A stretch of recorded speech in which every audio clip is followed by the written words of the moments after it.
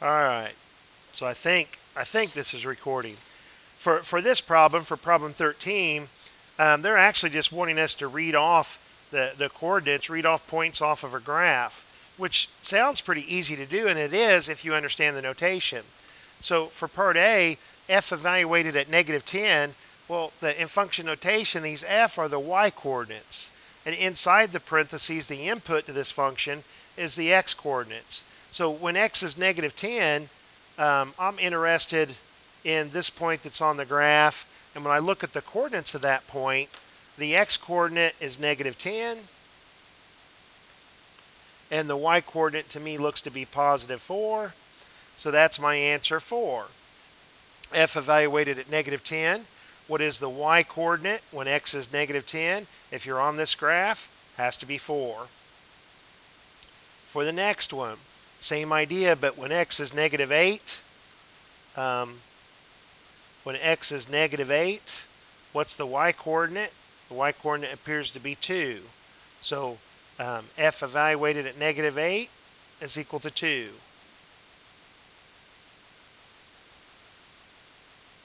When x is 7, I'm to the right of 0.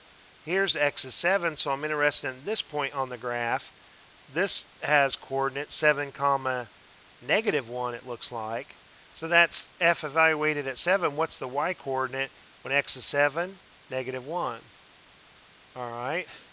Now, I'm still reading points off of a graph, but they've changed the question. They're no longer giving me the x coordinate. They're giving me the y coordinate. Remember that the f is the y coordinate. They're telling me that when y is equal to 0. Well, when y is equal to 0, I haven't moved up or down.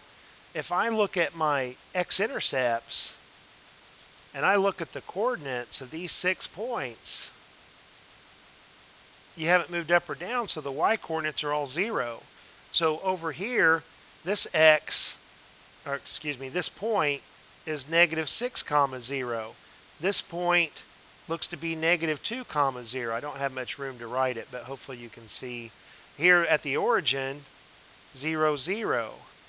And here, 4 comma 0. I'm to the right of 5, 6 comma 0. And 10 comma 0. So how do you write these points using function notation? Well, for this negative 6 comma 0, f evaluated at negative 6 is equal to 0. Well, for this point, f evaluated at negative 2 is equal to 0. F evaluated at 0 is equal to 0.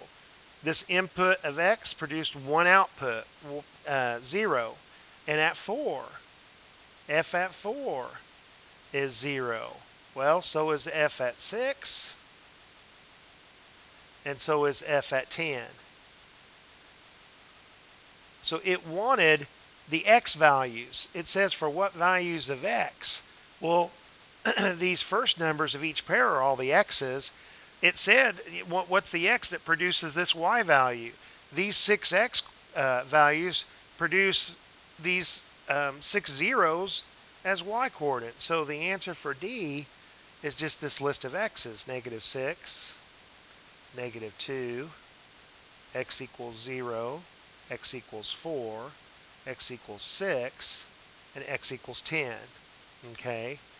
Now, on the next problem, again, just like all the problems here, I'm interested in points on this graph. But I'm interested for the points on this graph in part E where the y coordinate is negative 2. Okay? This point has a y coordinate of negative 2, so does this point, and so does this point. So I know that f evaluated at this x is going to give me a negative 2, and the same as this, and the same as that point. Well, remember, the question asked me for what values of x. What values am I going to plug in here to, when you evaluate this function, you'll get a negative 2. Well, this first point is telling me negative 4. And this next point is telling me a positive 2. And this next point, when I read it from the graph, 6, 7, 8, if I've read those coordinates correctly.